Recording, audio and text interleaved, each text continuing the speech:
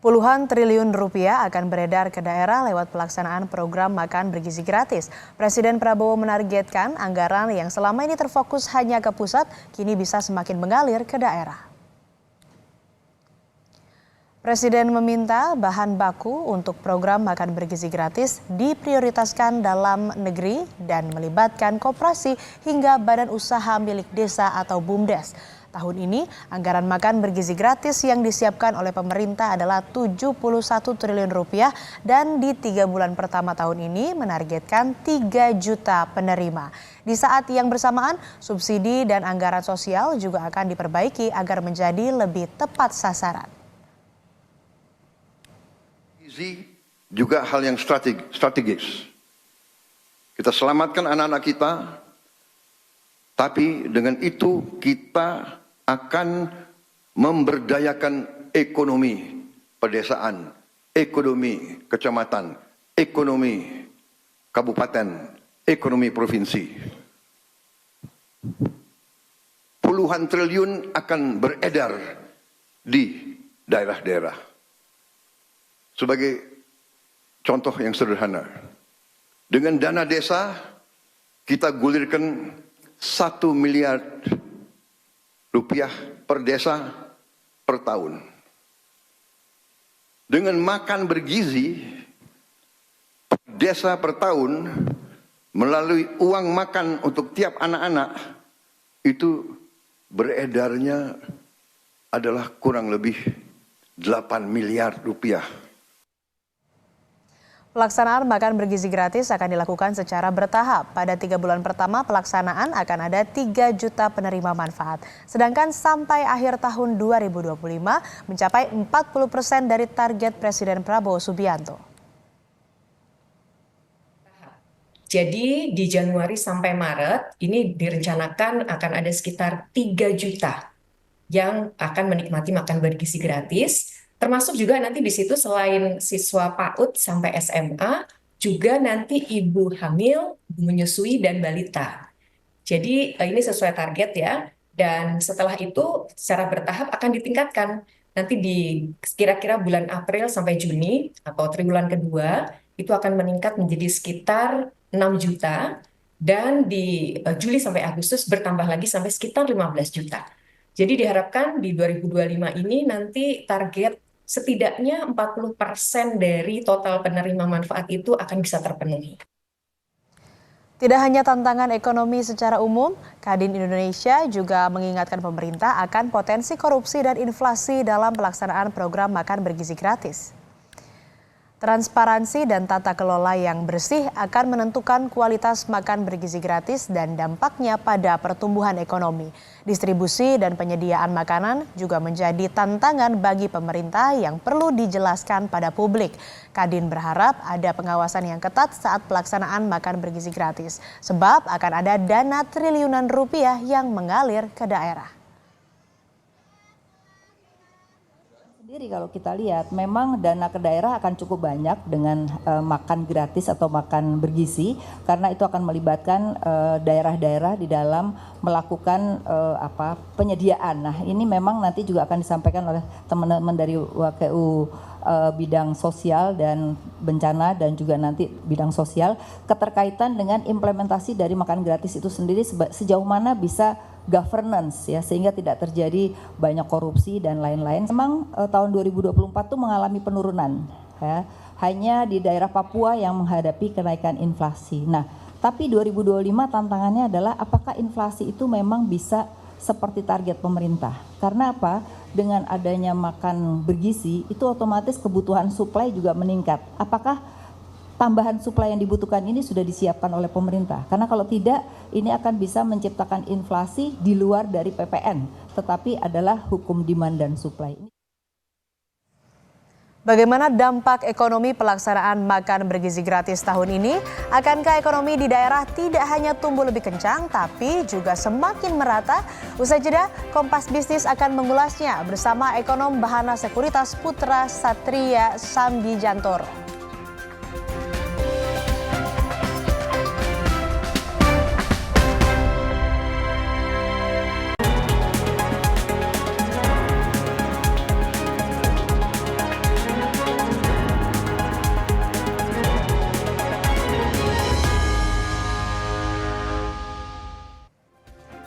6 Januari 2025, janji kampanye Presiden Prabowo Subianto dan Wakil Presiden Gibran Rakabuming Raka yaitu makan bergizi gratis dimulai. Menyedot anggaran sampai 71 triliun rupiah untuk memerangi kekurangan gizi. Seefektif apa makan bergizi gratis mendongkrak ekonomi daerah? Kompas Bisnis menghitung langsung bersama ekonom Bahana Sekuritas Putra Satria Sambijantoro. Selamat pagi Mas Putra, apa kabar? Selamat pagi. Mas, 71 triliun rupiah ini untuk makan bergizi gratis di tahun 2025. Lalu bagaimana memastikan good corporate governance atau transparansi akuntabilitasnya dalam konteks penyaluran dan juga dalam konteks pengawasannya?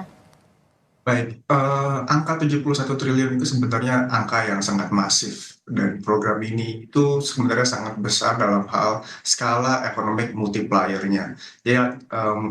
Jadi artinya seperti ini, jika didistribusikan 71 triliun, sebenarnya dampak ekonominya bisa jauh lebih besar daripada itu.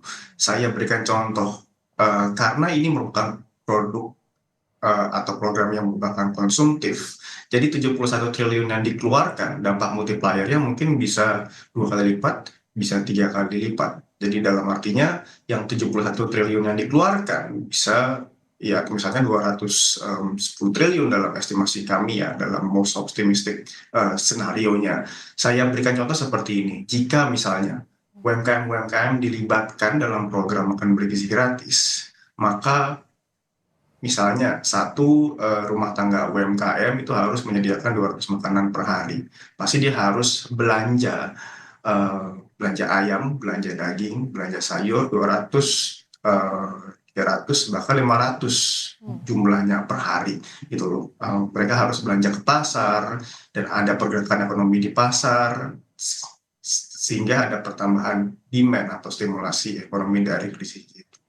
Dan untuk good corporate governance sebenarnya perlu ada pelibatan sektor swasta yang lebih besar dalam hal ini. Misalnya jika digitalisasi program itu dilibatkan, pasti data dan transparansi anggaran dari atas sampai bawah itu akan menjadi jauh lebih baik. Jadi melibatkan pihak swasta ya untuk kemudian bisa menjaga transparansi akuntabilitas dalam konteks penyaluran maupun juga pengawasannya.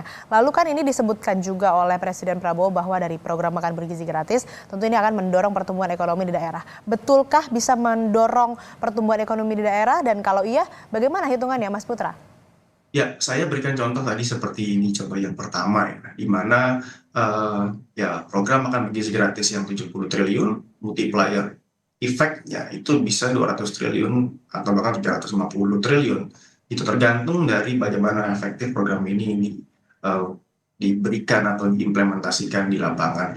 Jadi saya berikan contoh juga misalnya kalau tadi saya menyebutkan perlunya ada pelibatan swasta, kita bisa mendigitalisasi program ini sehingga misalnya dalam hal equity research gitu loh, kami memprediksi salah satu emiten atau salah satu perusahaan swasta yang akan terdampak positif adalah Gojek Tokopedia gitu loh. Kenapa? Karena kalau misalnya Gojek Tokopedia dengan database yang sangat luas itu dilibatkan, itu pasti akan memberikan dampak transparansi yang jauh lebih bagus ya. Jadi ada big data management yang baik di situ, bisa berkontribusi pada UMKM bukan hanya Goto misalnya, bisa juga mungkin Grab atau juga emiten-emiten digital yang lain. Jika ini bisa diimplementasikan, maka ini sebenarnya bisa sangat-sangat efektif bukan hanya bagi produktivitasnya anak-anak sekolah gitu loh, tapi juga produktivitas dari UMKM di sekitar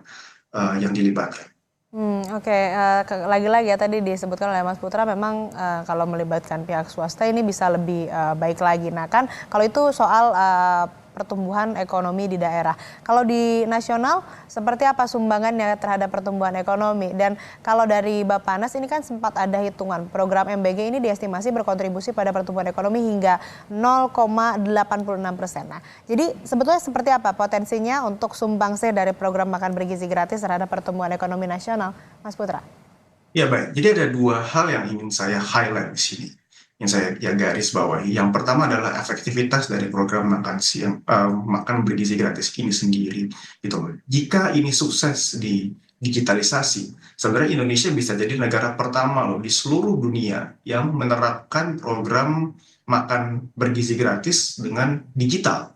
Itu tidak ada di seluruh dunia seperti ini itu loh. Jadi ini bisa menjadikan contoh yang baik juga bagi investor asing saat melihat persepsinya pemerintahan Pak Prabowo Subianto. Itu yang pertama, secara persepsi itu penting. Dan yang kedua adalah jika program ini berjalan, dampak realnya kalau saya mungkin ya jika 71 triliun itu benar-benar diimplementasikan secara efektif, mungkin bisa dari angkanya, mungkin bisa lebih tinggi dibandingkan angkanya Bappenas yang memprediksi 0,8%. Hitungannya kami, jika memang multiplier efeknya 3 kali, 71 triliun dikalikan 3, 201 triliun itu sekitar 1,04% dari PDB. Mungkin bisa sekitar 1% dari PDB ya dampak ekonomi realnya, dan mayoritas dampak ekonomi ini kemungkinan besar di daerah-daerah, bukan hanya di kota besar. Jadi terdistribusi dengan sangat baik.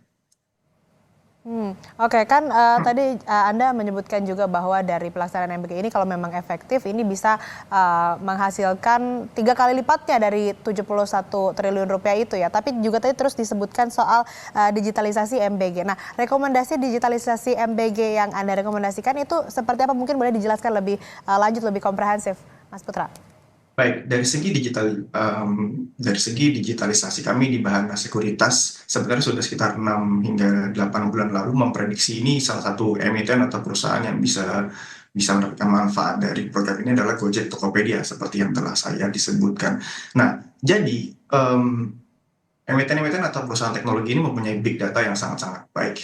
Jadi dari atas sampai bawah data UMKM-nya itu ada, data itu siapa penerimanya itu ada, data dapat makanannya apapun ada. Gitu. Jadi kalau misalnya program ini dilibatkan atau secara digital, gitu. Jadi kita bisa mengetahui dari paling atas 71 triliun atau 10.000 per muridnya itu yang dapat siapa saja. UMKM yang jadi vendor itu apa saja. Jika misalnya ada berisiko seperti keracunan makanan gitu, kita bisa mengidentifikasi dengan sangat cepat jika memang program ini didesentralisasi secara digital. Itu bukan hanya ya Gojek Tokopedia, tapi juga emiten-emiten yang lain ya, perusahaan-perusahaan lain gitu. Jadi ada satu transparansi yang sangat-sangat baik di sini, di mana ruang untuk korupsinya atau ruang untuk kebocoran itu sangat kecil. Dan di sini Pak Prabowo bisa meningkatkan accountability dari program makan bergizi gratis dengan sangat-sangat baik dan bisa menjadi contoh di seluruh dunia. Terdata dengan konkret, jadi kemudian bisa dilihat bagaimana siapa penerimanya, anggarannya seperti apa. Jadi kans untuk adanya korupsi ini jadi lebih kecil begitu ya, bisa meminimalisir begitu ya, Mas Putra.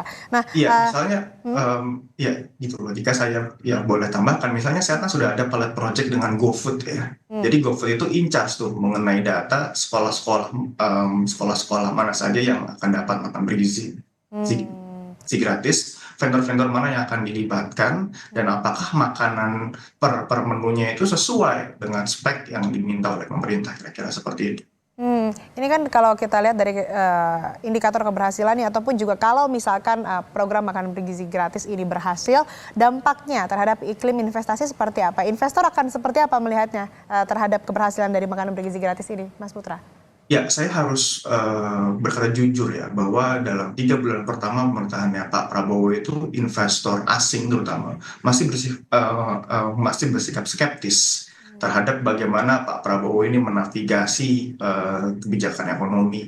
Kita tahu dalam 3 bulan terakhir itu aksi jual asing sangat agresif di pasar saham terutama dan di obligasi. Sekarang rupiah yang pada saat Pak Prabowo awal menjabat 15.200, sekarang 16.100.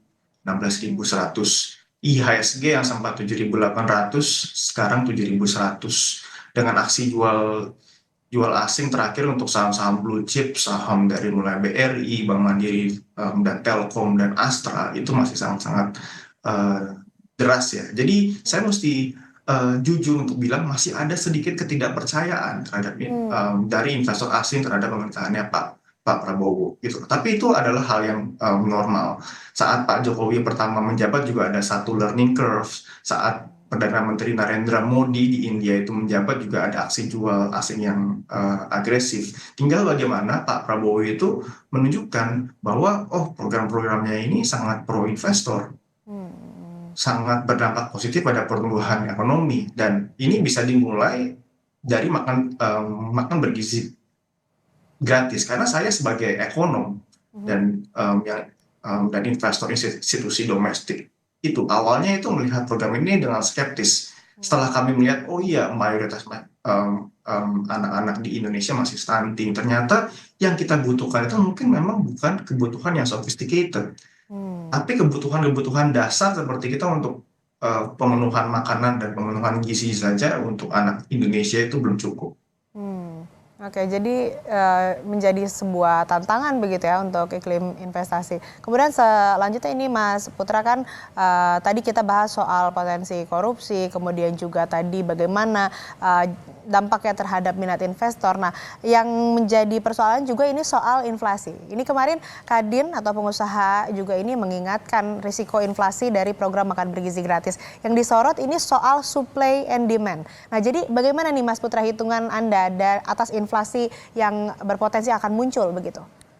Betul sekali, tapi kalau dari sisi inflasi, saya melihat dampaknya itu cukup minim ya. Pertama, kita itu sebenarnya tidak begitu terdampak dari inflasi pangan dan makanan global. Inflasi kita terakhir 1,5%, 1,5% di tahun lalu. Di tengah kenaikan misalnya harga gandum, harga minyak, dan harga-harga komoditas lain, harga beras. Kita itu sebenarnya, jika Pak Prabowo itu memvisikan Indonesia itu punya independensi dalam bahan makanan, kita sebenarnya sudah mendapatkan itu.